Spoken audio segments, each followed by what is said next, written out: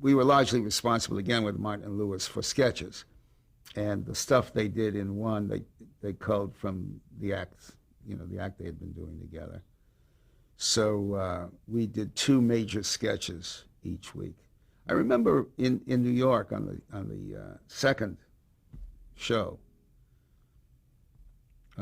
David Susskind was the agent for the show. These were Martin and Lewis was such a giant success.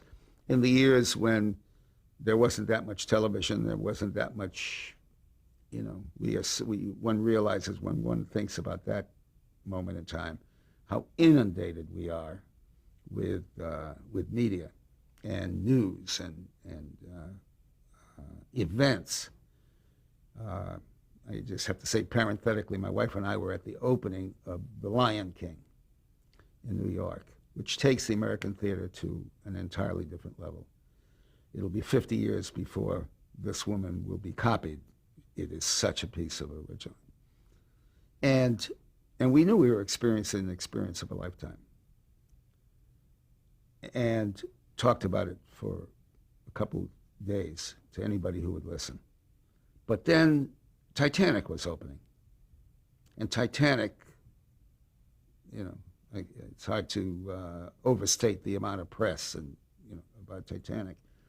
And then Saddam was doing something, and then the president, every minute there is something more that's grabbing your attention. So moments of, that you think would be incandescent in memory, and I forgot already what, that parenthetical statement took me entirely out of what line I was following. You were talking about how hot Martin and Lewis was. Oh, yeah. So it's hard to remember a time when the next day, that part of America that had seen the show, which was appreciable, were talking about it the next morning to that part of America who hadn't seen it, But everybody was focused on some, extraordinary hour they spent because Jerry was a piece of real genius at that time. And the show was just an explosion.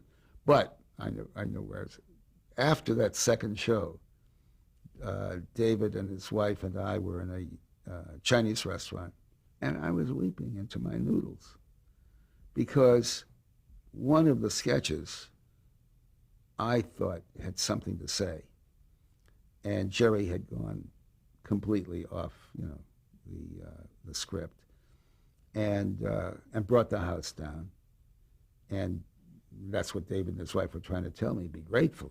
It's the biggest success in the world.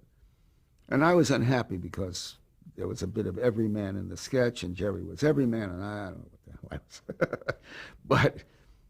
But I reflect on it and kind of see some consistency in my efforts going back to even that. So there was social consciousness at that point. Yeah, and misplaced. Because it had no business. I had no business dealing with that or attempting to do it with the talent of a Jerry Lewis. But nonetheless, I persisted in feeling it should be.